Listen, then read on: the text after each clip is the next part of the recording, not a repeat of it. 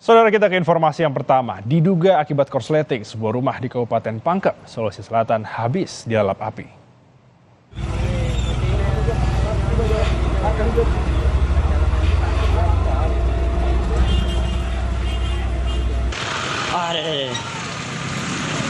Kobaran api sekejap membakar dua rumah panggung milik warga Kampung Ujung, Kecamatan Marang, Kamis malam. Api dengan cepat merambat seluruh bagian bangunan yang sebagian besar terbuat dari kayu. Saat kejadian, penghuni rumah tengah beristirahat di lantai bawah sambil menonton TV. Namun, penghuni rumah berhasil menyelamatkan diri. Api juga membakar bagian dinding dan atap rumah lain.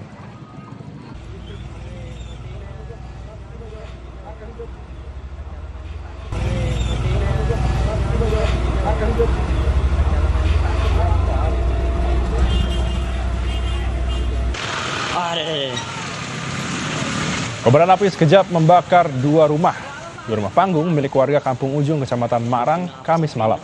Api dengan cepat merambat seluruh bagian bangunan yang sebagian besar terbuat dari kayu. Saat kejadian, penghuni rumah tengah beristirahat di lantai bawah sambil menonton TV. Namun, penghuni rumah berhasil menyelamatkan diri. Api juga membakar bagian dinding dan atap rumah lain.